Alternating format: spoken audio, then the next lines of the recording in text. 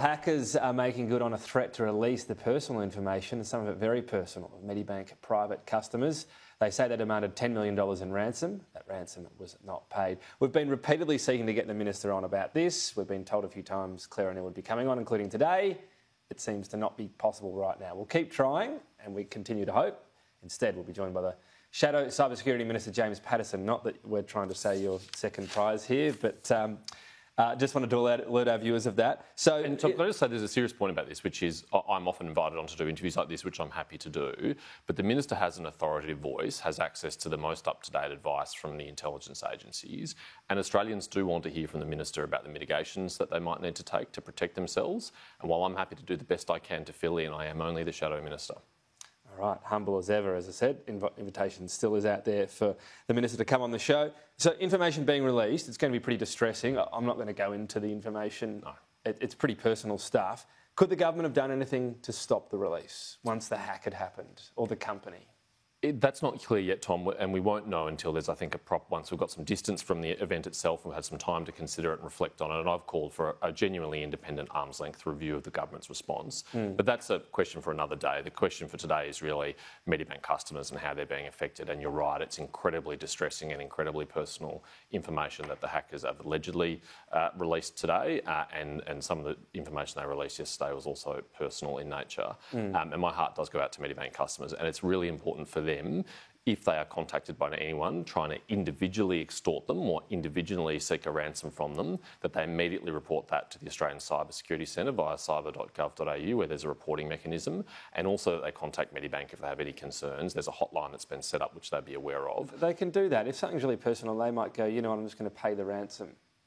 I don't want this out there. Yeah. What would you say to someone in that situation? It's completely understandable why you'd have that response as an individual, but my advice would be that's not a good idea. Firstly, the person who's contacting you might not be the actual hacker. They might not actually have your data. They might just be piggybacking off the top of it. Yeah, so no guarantee it actually does anything. And in addition to that, even if it is the hacker and even if they do have your data, these are not honourable people who abide by the arrangements they enter into. There's no guarantee that if you pay, they won't just ask you for more money and continue to extort you until you can't pay anymore. And we have seen instances of that in the past, so I would really encourage people not to pay. There's a lot of advice out there around what you should do if you're potentially affected, including changing passwords.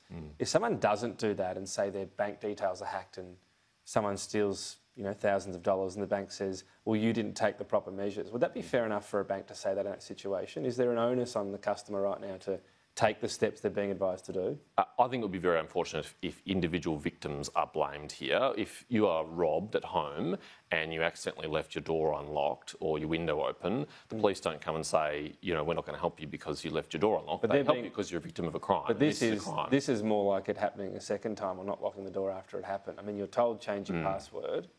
I would differentiate between individuals who, frankly, it is quite bewildering to comply with all these different obligations and all this different advice. It's complex and most people aren't cybersecurity experts. Changing a password is pretty simple. But companies, I think, do bear a much greater responsibility. They have both moral responsibility and, in many cases, legal responsibilities to protect the data of their customers. Okay. And if it's demonstrated they haven't done adequate things, then there should be consequences.